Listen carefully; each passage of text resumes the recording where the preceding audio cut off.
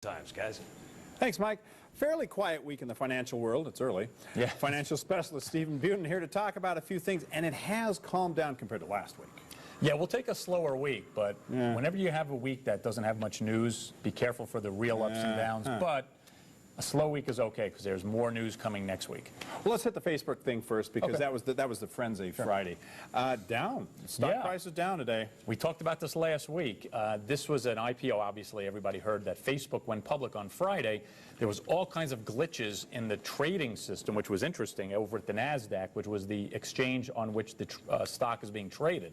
But right now, the stock is down into the mid-30s, and I think it potentially could go lower. You just had so many shares hit the market at once, and some of the companies that were bringing it public are stuck with a lot of shares. And at some point, they're going to keep putting money in to try to keep the stock price up. But you're beginning to see that pool of money is drying up real quickly. So great day for Mr. Zuckerberg here. But for the folks buying stock, you should be very careful with this one. This one may settle out at a bottom price. Okay, something else that's not bottoming out but is getting lower, mortgage rates. I mean, mortgage interest rates are very attractive at the moment. Yeah, this is a good one.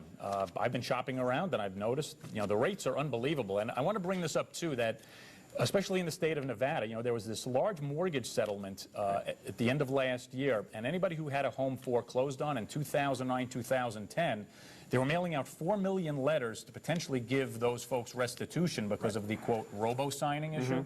But they were only finding that 4% of the folks are responding. So a lot of people, I think, are getting these letters in the mail thinking it's a scam and they're throwing it away.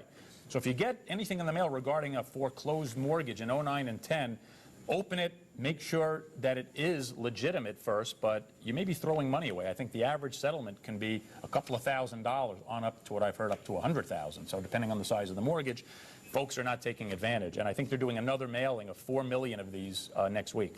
The G8 met and have decided to at least verbally support keeping Greece in the Eurozone, which has stabilized the markets today.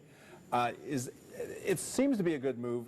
Will that last? Well, I love these conferences. Lots of politics, lots of talk, lots of posturing. The new French president was there, so the other politicians in the room were probably looking at this guy saying, am I going to be at the next conference next year? So, there's a lot of elections going on.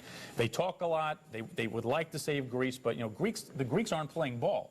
So they'll come out of this meeting and they'll have all kinds of declarations. We talk about this time and time again. It's the action, not the talk. And real quickly, we've got about 20 seconds. Yeah. Politics is coming up. The political ads start rolling out. And it's going to muddy the waters in terms of information flow. Who's right, who's wrong, who's throwing jabs. Yeah. How does that affect the markets? It affects. I mean, the markets are pretty good at trying to decipher fact from fiction. What I'm going to try to do as best I can on both sides is we'll take some ads and we'll display some true facts about what is true about the ad, what not.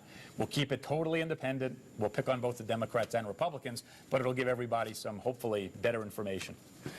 Let's hope, because those commercials, some of those ads are tough, they're already getting a little raucous. They split the hairs pretty good. All right, Steve, thanks.